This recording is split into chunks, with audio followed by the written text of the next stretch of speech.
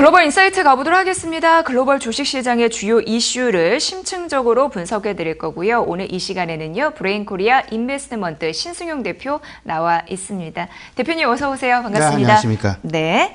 자, 첫 번째 이슈는 저희가 이제 자동차 산업의 지각 변동이 나타나고 있다. 이 이슈를 가져와 봤습니다. 대표적으로 우리나라와 그리고 중국 얘기를 좀 비교해 볼 수 있는데 우리나라 같은 경우는 대표적으로 현대차죠. 근데 여기에서 이 자율주행 쪽으로 좀 통 큰 투자를 하겠다라고 하는 소식이 벌써 나왔고, 그런데 중국 같은 경우에는요 28년 만에 내수 판매가 마이너스 성장을 기록했습니다. 그래서 이것을 메우기 위해서 좀 더 강력한 부양책 시동 거는 것으로 나타나는데, 가장 큰 변화는 무엇이고 어떤 투자 전략으로 우리는 주식시장에 임해야 될지 궁금해졌습니다. 대표님의 생각 어떻습니까? 네, 정말 말씀하셨던 대로 최근 이제 그 현대자동차가 미국 액티브사와 자율주행의 글로벌 넘버 3죠.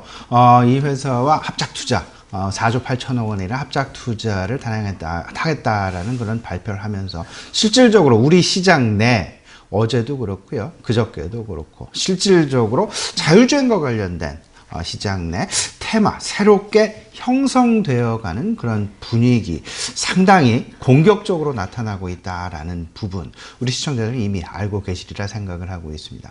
액티브사 글로벌 탑 3 회사가 되겠습니다. 넘버 1이 웨이브, 구글의 웨이브사고요.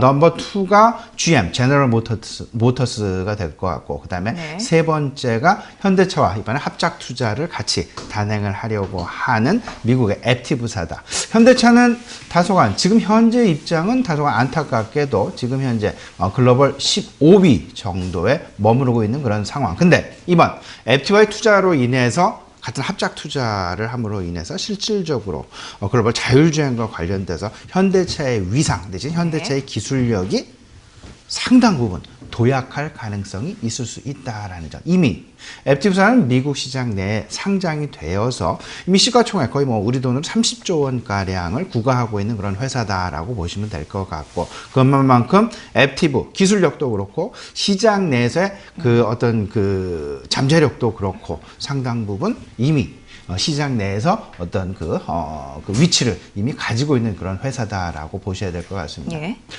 이렇게 되면서 시장, 우리가 이제 큰 변화를 좀 생각을 해봐야 되는데요. 지금 자율주행이라는 어떤 스트림이 하나가 있고, 그 다음에 그 연료 차원에서 내연기관이냐, 앞으로 이제 전기 내지는 신재생 에너지로의 어떤 그 변화 부분, 상당히 이 두 가지가 빠르게 전개가 되고 있다는 점. 이 이야기는 다시 말씀을 드리면 자동차 업종 내 상당 부분 큰 지각 변동이 이미 시작되었다 라고 해도 과언이 아닐 것 같은데, 중국 같은 경우 그리고 유로존 같은 경우 우리나라도 마찬가지가 되겠습니다. 중국은 특히나 올해 1월부터 이미 휘발유 자동차와 관련된 신규 공장의 건설을 규제를 하고 있다라는 점. 그리고 유럽 같은 경우 일부 국가가 되겠습니다만 2025년부터 내연기관과 관련된 차량은 아예 이제는 판매를 중단하겠다라는 그런 이야기. 우리나라도 지금 내연기관에 대한 자동차 생산의 중단을 검토한다라는 그런 발표를 하면서 실제로 자동차 업종 내 자동차 부품사들과 정부 간의 상당 부분 다소간의 좀 마찰이 이미 나타나고 있다라는 점 참고하시면 어떨까 싶은데, 전체적으로 이런 지각 변동들 속에서 자율주행 시장 규모가 과연 얼마나 될까? 2035년까지 1350조 원까지 증가할 것으로, 지금 현재 한 200조 원가량의 시장 규모 가지고 있는 그런 상황인데요. 그것이 불과 이제 그 10여 년 만에 아마도 5배, 10배 가까운 그런 성장 지금 나타날 수 있다라는 점 생각을 해 두시면서, 지금 현재의 어떤 그 자동차 업종 내 큰 변화, 그리고 자동차 업종을 실질적으로 사양산업이 아닌 이를 살리기 위한 새로운 제2의 도약을 위한 노력을 하고 있다라는 부분, 이번 현대자동차의 어떤 그 새로운 통큰 투자를 통해서 우리가 엿볼 수 있는 부분이 분명히 있다라는 점 생각을 해 보시면서, 전체적으로 이런 부분이 있죠. 지금 현재 시장을 떠받치고 있는 시장의 원동력은 무엇일까? 결국은 ECB로부터 그리고 FOMC로부터 나타났었던 유동성의 확대, 양적 완화에 기반하고 있다. 그럼 양적 완화의 기반, 위험자산 선호 현상이 그만큼 증가할 가능성이 높다. 그러면 고성장 기술주에 대한 관심이 재부각이 되는 것은 너무나도 당연할 것이고, 그 속에서 4차 산업혁명과 관련된 이런 부분들이 신규 주도주로 부각이 될 가능성, 분명히 우리가 준비를 해야 될 것이다. 근데 여기서 정부 주도의 미래 먹거리 산업, 흔히들 DNA 관련주라고 얘기를 하고 있습니다. 데이터, 빅데이터의 D, 네트워크의 N, 인공지능의 A.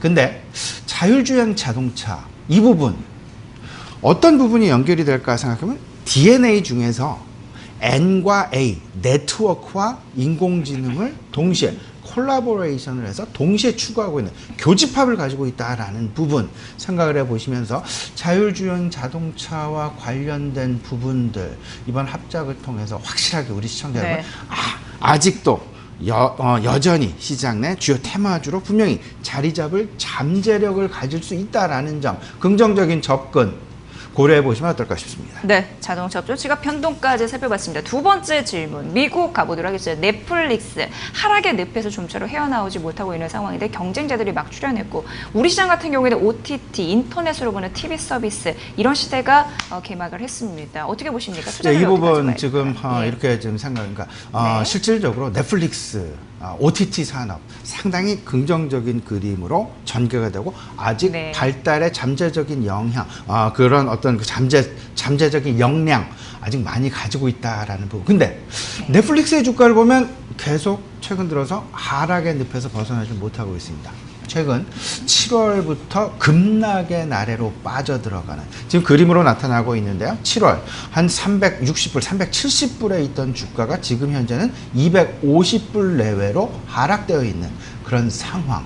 왜 그럴까? 지금 OTT 산업은 상당히 긍정적인 방향으로 걸어가고 있고 전성시대가 이제 도래할 것 같은 그런 분위기. 우리나라에서도 JTBC와 CJ ENM은 물론 공중파 3사 플러스 SK텔레콤까지 합작을 해서 OTT 플랫폼을 만들고 있는 그런 상황인데 OTT 플랫폼의 최대 강자라고 할 수 있는 최고 선두주자라고 할 수 있는 OTT 그 넷플릭스의 주가가 왜 하락을 하고 있을까? 그만큼 경쟁이 심화되었다라는 부분으로 그 플랫폼 산업은 이제 우리가 조금 플랫폼 산업에서 그 좀 관심을 조금 미리 좀 앞서 나갈 필요가 있어 보이지 않나라는 부분. 그러면 플랫폼 산업의 전성시대, 플랫폼 산업에 너도 나도 지금 뛰어들고 있는 그런 상황, 이런 상황에서 플랫폼 산업을 구가하고 있는 그런 기업체에 투자하는 것보다는 그 다음 단계 플랫폼을 계속 건사시킬 수 있는 그런 것들이 결국은 네트워크 쪽하고요. 그 다음에 컨텐츠 쪽이라는 그런 생각 분명하게 우리가 좀 가져봐야 되지 않나라는 생각 가져보게 되는데, 이런 부분들 플랫폼을 넘어서 이제는 플랫폼에 우리가 포커스를 하지 말고 컨텐츠 쪽에 포커스를 하자. 그러면 시장 내 컨텐츠를 보유하고 있는 기업들, 결국은 컨텐츠 IP 보유 기업들에 대한 관심을 가져야 될 텐데, 우리나라 뭐 대표적으로 CJ ENM과 뭐 스튜디오 드래곤 등이 지금 뭐 시장 내 포진하고 있다라는 점. 굳이 뭐 이 주식을 제가 추천드리는 것이 아니라 컨텐츠 IP 보유 기업에 대한 관심, 오히려 OTT의 관심 증가와 맞물려서 그것보다는 컨텐츠 IP가 훨씬 더 투자 어떤 그 포트폴리오 짬에 있어서 더 높은 수익률을 가져올 수 있는 그런 잠재력을 가지고 있다라는 점, 우리 시청자들 같이 한번 공감을 해보셨으면 어떨까 싶습니다. 네, 누가 더 강력한 컨텐츠를 갖고 있느냐, 이게 승부를 가를 것으로 예상됩니다. 글로벌 전략에 대해서 자세하게 들어봤습니다. 브레인코리아 인베스트먼트 신승용 대표와 함께한 시간이었습니다. 잘 들었습니다. 고맙습니다, 대표님.